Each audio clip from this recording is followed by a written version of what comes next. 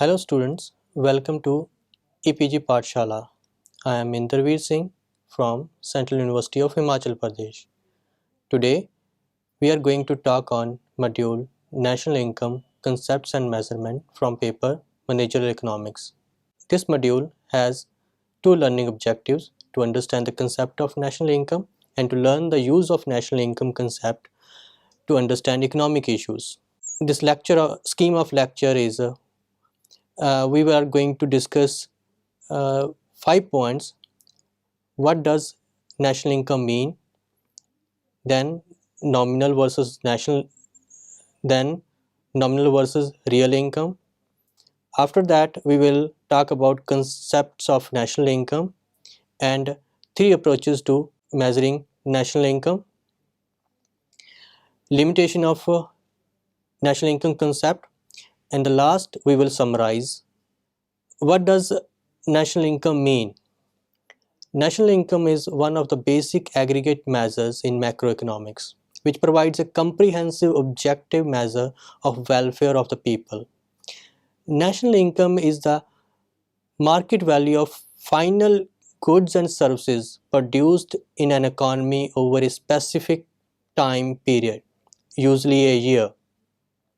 The importance of measurement of national income can be understood from the fact that two Nobel Prizes to Simon Kuznets in 1971 and to Richard Stone in 1984 were largely awarded for their contribution to the development of national income accounts.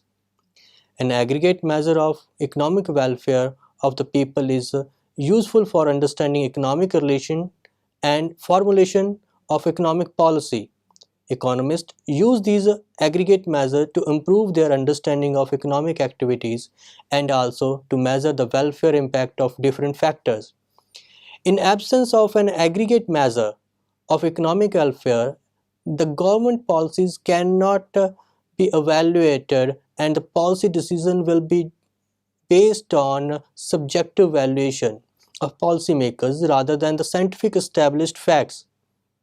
Therefore, it's crucial to have a quantitative and objective measure to welfare. The problem of using subjective measure is that it is prone to be misused by researchers to prove their own points of view as well as by policymakers to impose their own point of view on others without a sound reasoning. Besides, a quantitative measures cannot fully capture temporal changes or regional differences which are required to measure the effect of economic policies. Though the explanation of national income concepts is straightforward, it's incomplete without a discussion on difference between nominal and real income. Slide 11. The change in national income is the result of combined effect of quantity and price change. However, the economic welfare depends only on quantity change and the price increase or decrease does not lead to welfare increase or decrease. For instance, the welfare effect of a good or service does not increase with just because its price has increased. Only way to increase the welfare is by increasing the production of a good or service. Therefore, the effect of price change on value of production must be removed. The market price based on value of production provides nominal income change, whereas the price adjusted value shows real change in income. Let us take the case of single good to clarify the point. Suppose wheat is the only commodity produced in an economy. Therefore, the income estimate must be based on wheat production alone. In one of the year, the price of wheat is rupees 100 per ton and 20 million ton wheat is produced.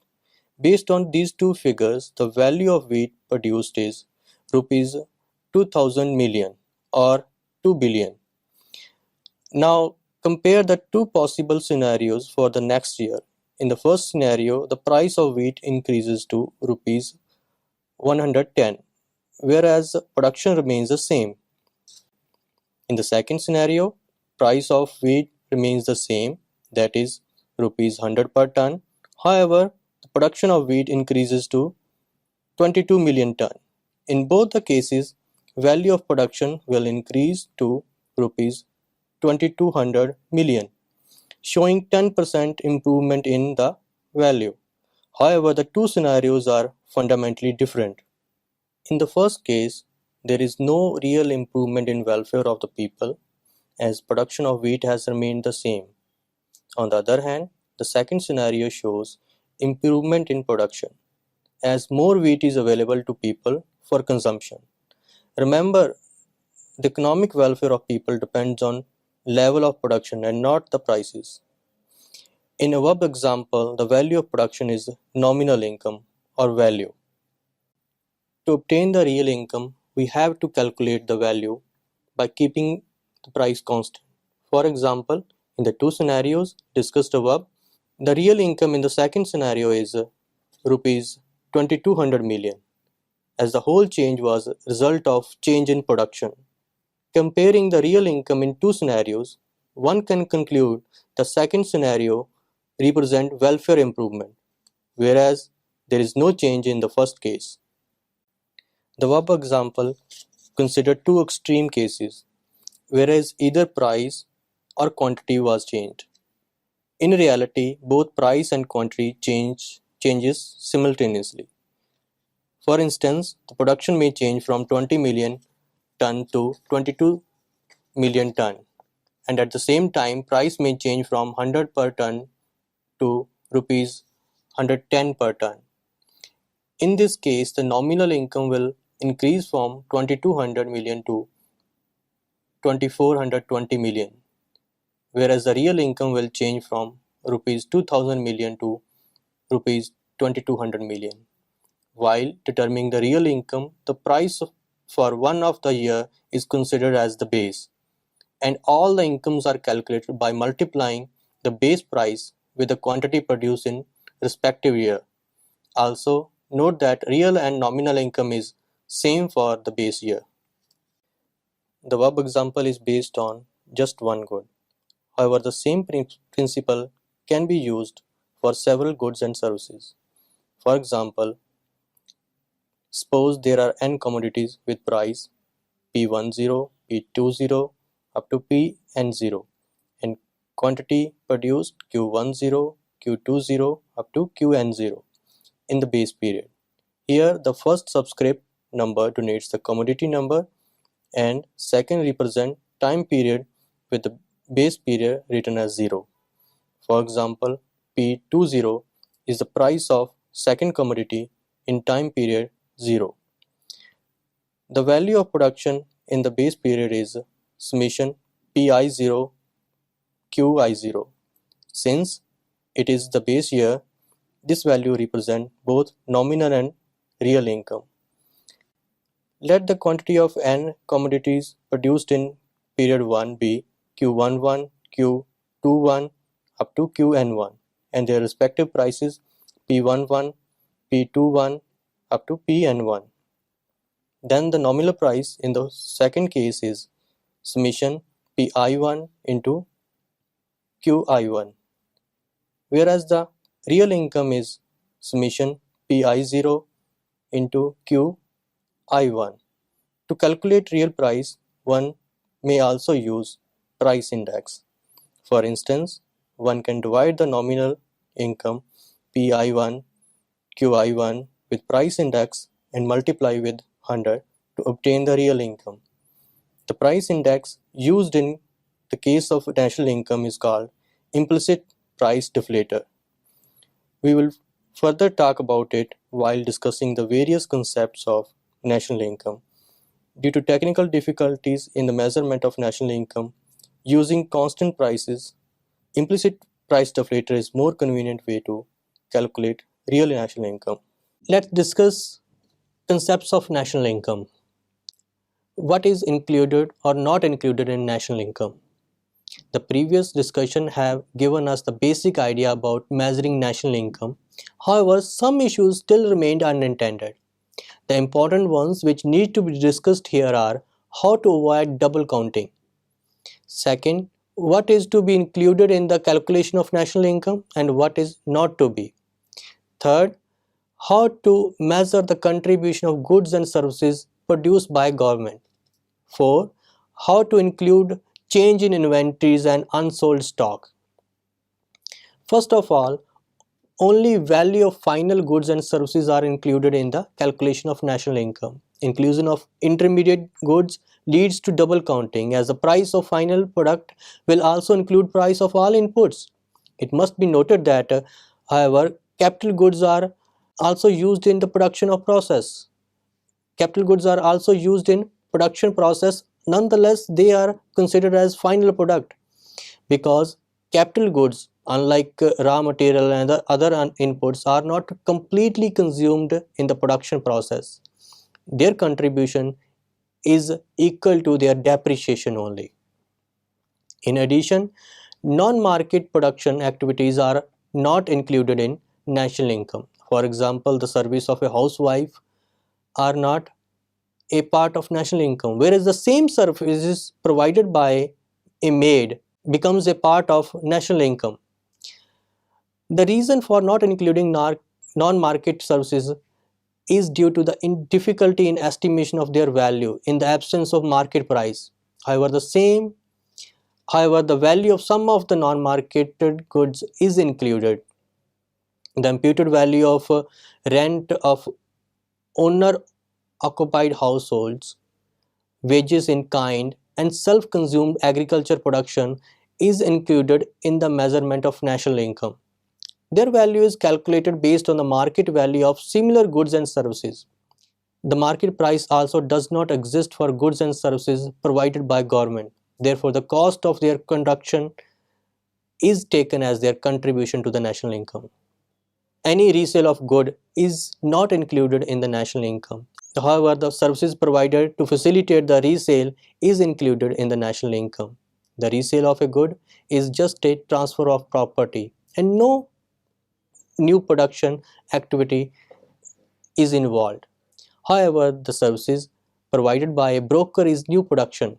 Similarly, the transfer payments are not included in national income, as it is an income earned by someone else, and including it will lead to double counting. Further, the illegal activities are not included in the national income. For instance, if alcohol consumption is illegal in the country, it will not be included in the national income. However, it will be included if the government lifts the ban on its consumption. The change in inventories is also included in the national income calculation. For example, if there is an increase in unsold item, stock of raw material, etc. at the end of the year, then addition in inventories is added in the national income. Most commonly used concept of national income are gross domestic product, gross national product, along with their closely related concept of net domestic product and net national product. In addition, the concept of personal income and disposable incomes are also used. GDP is the value of final goods and services produced within the borders of a country in a year. It includes all the value of goods and services produced by foreigners within the country and excludes any production activity of the residents that happen outside the boundaries of a country. In some cases, the concept is also used to define the value of goods and services produced within the boundaries of a state, which is often referred as Gross State Domestic Product or GSDP. GDP is calculated at both market prices, that is current prices, and constant prices. GDP at market price is simply the total value of final goods and services produced within a year at current prices. To obtain GDP at constant prices, GDP at market prices is divided by GDP implicit price deflator or simply GDP deflator and multiplied by 100. GDP at constant prices is also called real GDP. Since the GDP at constant prices is calculated using the base period prices, the base period is always mentioned.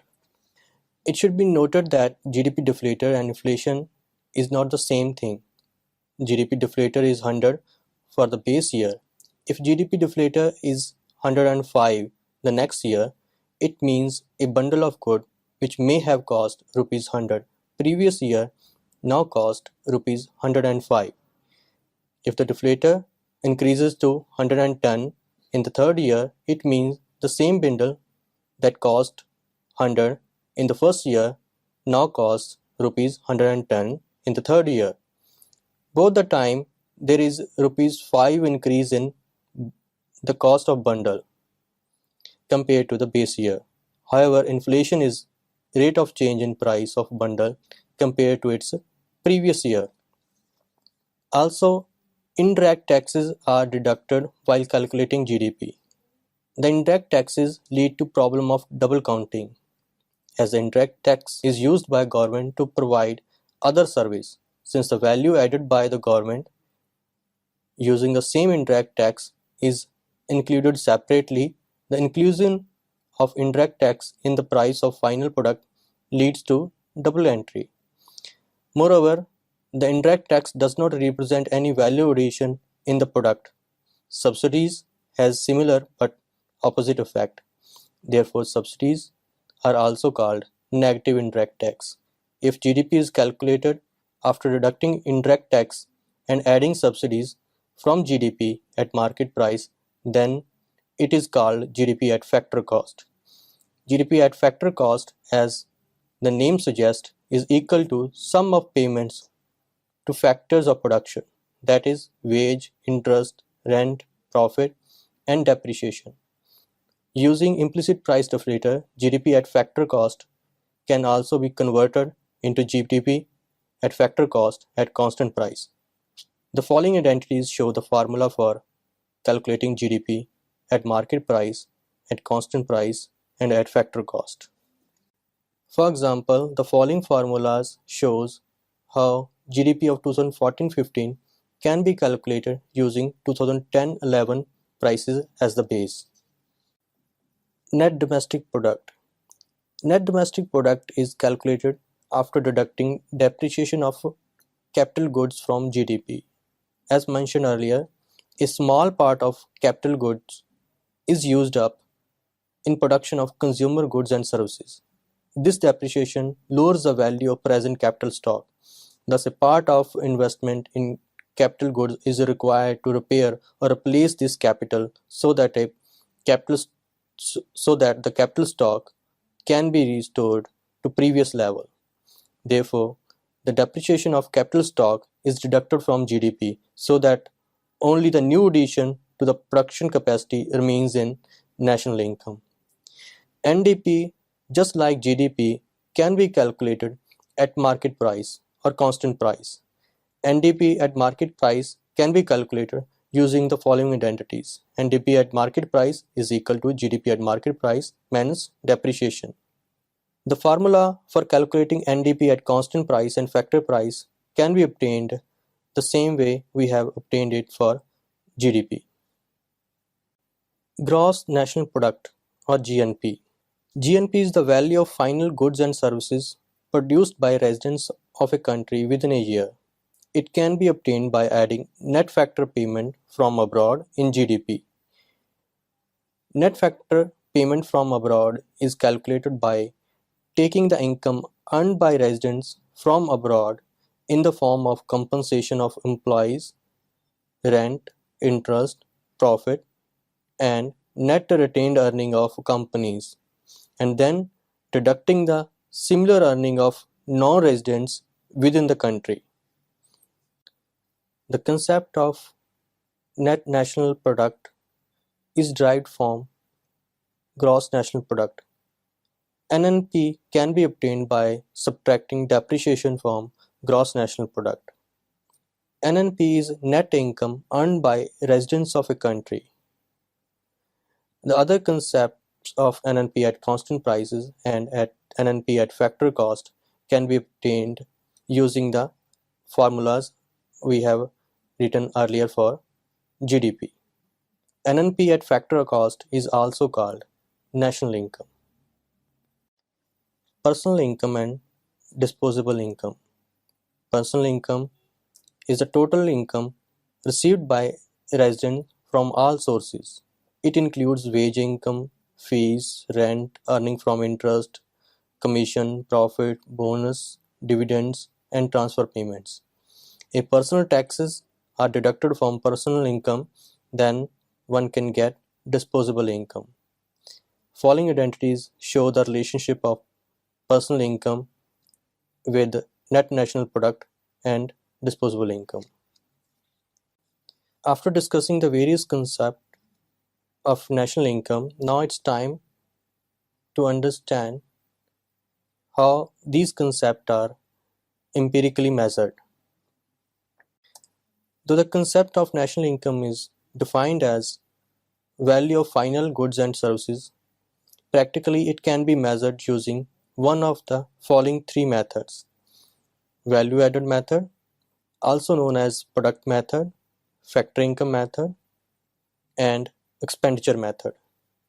All methods provide the same estimates. The income paid to the factors of production is equal to value addition, and the total expenditure on goods and services is equal to income earned by the factors of production.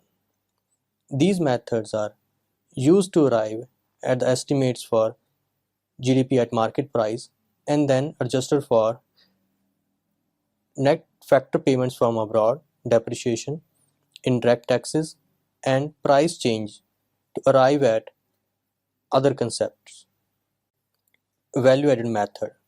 At each stage of production, certain value is added to the product, which represent the contribution of labor and capital at that stage.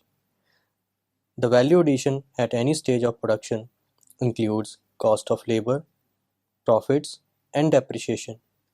The production of goods also requires many intermediate products, which may be used up in the production process. Though the cost of intermediate products adds to price, their contribution to the price does not represent the value addition, as they have already been produced. Therefore, the cost of intermediate products is deducted from the price of final products to obtain the value addition. GDP can be calculated by adding the gross value of all products, intermediate and final, and then deducting their cost of production. The whole process is done in three stages. In the first stage, the gross value of all goods and services is estimated. To obtain the gross value added, the various sectors are classified under different categories. Then, gross value is estimated for each category by multiplying the output of each sector to their market price. The gross value of each category is then added to obtain aggregate gross value of all sectors. In addition, the record of the firms can also be used to get information about total value of sales and inventories. Here, one must be careful to include self-consumption of agriculture production and imputed rent of owner-occupied houses. In the second stage, the estimates for production cost and depreciation are generated. Estimation of production cost and depreciation is a complicated process. The information on inputs is used for sectors where it is easy to obtain. In other cases, the cost is based on estimates of inputs as a share of output. The depreciation is generally estimated as certain percentage of gross value based on some accepted norms about depreciation. After obtaining the estimates of gross value, input cost, and depreciation, GDP is calculated. In the third stage, by deducting input cost from gross values, and NDP is obtained by deducting depreciation from GDP. Factor income method uses payment to factors of production to arrive at GDP estimates. So the national income is the sum of three types of income earned by people, namely labor income, capital income or non-labor income, and mixed income. Labor income includes the income compensation of employees, including bonus and employees' contribution to Provident Fund. Capital income includes retained profits of corporates, dividends, interest, rent, royalties, and surplus of public sector enterprises. Mixed income has feature of both labor as well as capital income, thus cannot be assigned a category. It includes income of proprietors, self-employed doctors, lawyers, and the sum of these income provide net national product at market price, which can be used to calculate GDP, NDP, and GNP. Expenditure method. In an economy, three agencies, household, firms, and government are involved in economic activities and purchase goods and services from each other. Expenditure method is based on total spending of these three agencies on final goods and services produced within a year. The spending of households, firms, and government is termed as consumption, investment, and government consumption, respectively. The consumption of these agencies also include imports, whereas the exported goods, though produced within the country, are consumed in foreign countries. Therefore, exports are added to total expenditure and imports are deducted to obtain GDP estimates. The GDP is then used to estimate the other concepts. Now we will discuss some of the limitations of national income concepts. First of all, non-market activities of a household are not included in the national income accounting. For example, the service of a housewife is not included in the national income, whereas the same service, if provided by maid, is added. It leads to underestimation of national income of a country with a large share of non-market production. The activities declared illegal and black market transactions are also not included in national income. Using the cost of production for government services also leads to miscalculation of national income, as the production of goods and services by government often involves significant production and allocation inefficiencies. National income does not provide information on distribution of income, which is a major drawback of national income. So, students, let me summarize what we have learned in this module. GDP and GNP are most important measures of national income used to measure progress of an economy as well as improvement in the living standard of the people. National income, when measured at market price, include the effect of production changes as well as price changes. To measure the real change in welfare, the effect of price change has to be removed using implicit price deflators.